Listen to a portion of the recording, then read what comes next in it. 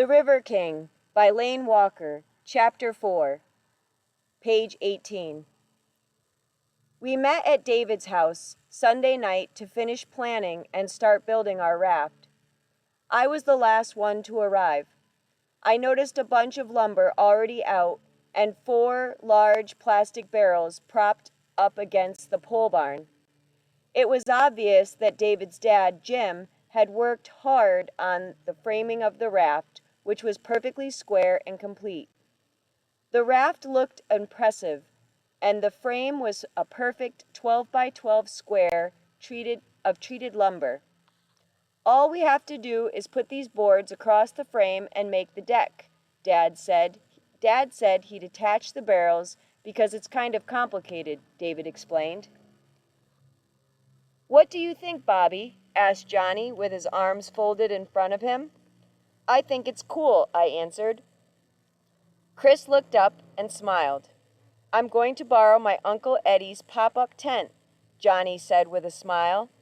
It's an 8 by 8 tent and will fit perfect on the raft. We'll have a couple of feet on each side so we can fish. It should leave us a little room to walk around. We spent the next 2 hours placing and screwing the boards onto the wooden frame. By the time we were done, we had a nice-sized deck. The top of our raft was complete. The 4 barrels were discolored and unmatched, but it looked to be in decent shape. David told us his dad planned on mounting the barrels sometime during the week. He wanted to make sure they were secured to the raft correctly. David's house, a rustic log cabin, sat 40 acres of gorgeous land. It was the perfect location to build our raft. The back of his property connected directly to the Cass River and had a nice-sized sandy beach to launch the raft. I sure hope it floats, Chris said with a sigh. You're just saying that because you can't swim, Johnny jabbed at him. Chris shot him a quick glare and then nodded. Trust me, the raft will float, Jim, David's dad said, intervening between the boys' trash talk. He walked up behind us and his body language told me that he was impressed with the work we had done on the raft. I was somewhat nervous because we all knew, like most builders, Jim was a perfectionist. All the rain we got last week will help you boys. The river should be high and you shouldn't have to worry about rocks or shallow water. There isn't a spot between here and Memorial Bridge where you shouldn't have deep enough water. This trip wouldn't have been possible in the summer. The heat and evaporation of the hot weather lowered the river, making it too shallow for the raft. The rain and high waters of the fall made the timing perfect. The 4 of us were pretty confident after getting Jim's approval. I knew it meant a lot to David that his dad was proud of our work. Everything was going great until Jim spoke up with his concerns. It won't be the water you boys have to worry about, he said with a frown. The 4 of us looked at each other, suddenly uneasy. At first, his statement caught me off guard. What was he talking about? We were freshmen. There wasn't much we had to worry about. At this point in my life, my biggest fear was trying to get enough courage to talk to my crush, Brooke. She was beautiful, and every time I tried to speak to her, my knees went weak and I started to stutter. Besides that, I wasn't scared of much. In fact, our town was pretty boring. But finally I had the nerve to ask the question we were all thinking. If we don't have to worry about sinking, what do we need to worry about on the Cass River, I asked. You boys do know that Halloween is Saturday, right? Dad, of course we know that, David quickly answered. We're too old for that stupid trick-or-treating anyway. And what does Halloween have to do with our trip? We stood there holding our breath, waiting for Jim's answer. Just remember, it's a weird time to be on the Cass River. Halloween means one thing. Old Scratchy will be patrolling the riverbanks, looking for his lost hand. Chapter 5. The legend of Scratchy has been told in our hometown for decades. The story has been used to scare kids every Halloween. Scratchy was a local celebrity in our town. I can remember at least 3 major nightmares after hearing the story for the first time as a 5th grader. Back in the late 1800s, the railroad system had been booming across the country. It helped connect the east to the west and flooded the little towns with people along the way. The railroad brought new trade and more products to our town. It was an exciting time with many families moving here and new opportunities arriving. James Scratchy Hatfield was one of many men who worked on laying new tracks for the railroad expansion. His primary job was a heavy maul to drive home the spikes that held the rails in place. Spike mauls are like sledgehammers, weighing between 8 and 12 pounds. They're made of hardened steel and have a 12-inch head attached to them. One side of the maul is thinner and shorter. The longer side is used to spike over the tall railroad rails. The hickory handle was made for a comfortable grip, but it was known to get slippery in the rain, making it hard to control. The job of a spike mauler was hard and meant long hours. Most maulers were stout and strong from swinging the weight of the large maul. It took a special kind of man to be on the spike mauler crew. Hatfield was one of those men. All day and late into the night, Hatfield would pound and swing his large, heavy maul. Strong and skilled, he was one of the best maulers on the railroad crew. Unfortunately for Hatfield, that would all change one rainy Halloween night. In 1898, Hatfield was swinging his hammer late into the night when one of his apprentices needed help. Hatfield took his time showing the young man the proper way to swing the large hammer without smashing onto the rail.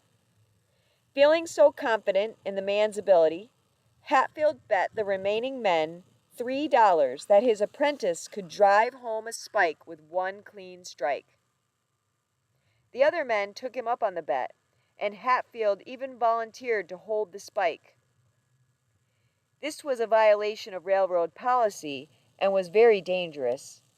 Hatfield ignored the rule and thought it was a good way to show his apprentice that he had full confidence in his swinging ability. He also thought it would guarantee him success with the $3 bet. The men gathered around with lanterns as Hatfield placed the spike and smiled at his apprentice. Rain was in Hatfield's eyes, but he knew his apprentice was well trained to hit his mark.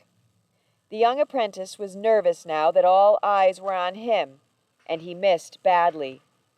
Instead of hitting the spike, he hit Hatfield's wrist and hand. Folks there said they could hear the injured man's screams from miles away. Due to the impact and loss of blood, Hatfield passed out. When he woke up the next day, he was in a nearby hospital. Hatfield was groggy and struggled to see. When his eyes finally focused, he looked at his hand. The hand was gone. Nothing was there but a bandaged stump as a reminder of the dangerous bet he had lost. The doctors told him that the force of the hammer had so damaged his hand that they had no choice but to amputate. Unfortunately, Hatfield lost more than a hand that Halloween night. Knowing his railroad days were now over, the sight of the bandaged stump was too much for Hatfield. That night, as he laid in his hospital bed, James Hatfield went crazy. The next day, when the nurses came to check on him, he was gone. No one knew where he went or what happened to Hatfield. He wasn't seen or heard from for the rest of the year. 3 years went by with no sign of James Hatfield until Halloween night, on the 4th year of his disappearance. Hatfield suddenly had made an appearance back at the railroad. A mysterious one-handed man was reported walking on the tracks near the Lost Cemetery and Memorial Bridge. Several witnesses testified that that man was Hatfield. The man was walking with his head down in place of one hand. The man was walking with his head down, and in place of one hand, the man had a chrome, curved-shaped hook where his hand should have been. After seeing him, they heard an awful screeching sound in the distance that sounded like someone scraping metal together or using a hook to scratch metal. People were convinced that the sound was James Hatfield looking for his lost hand on the railroad tracks.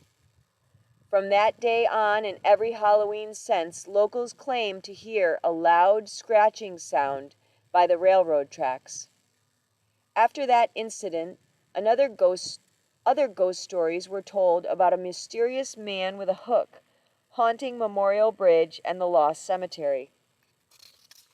Supposedly, random scratch marks had been found along the railroad tracks before the track was finally removed for a good 10 years. Later. Our fishing trip down the river could take us past both Memorial Bridge and the Lost Cemetery on Halloween. Chapter 6. A lump formed in my throat as I swallowed hard. Dad, stop, David demanded. Those old ghost stories aren't true and you know it. Jim just smiled. I guess you'll see whether or not they are. I looked around. David, Johnny, and I were terrified, imagining Scratchy stalking us down the river. I turned to glance at Chris, but he, of course, just rolled his eyes. Chris didn't scare easily, and definitely wasn't afraid of some old ghost story. I think we're going to catch some big fish, he declared firmly. I just want to fish. I plan on hooking into a big northern pike. Okay, so the game was on. I couldn't look like a scared little baby. I straightened my stance and lifted my chin. Jim changed the subject.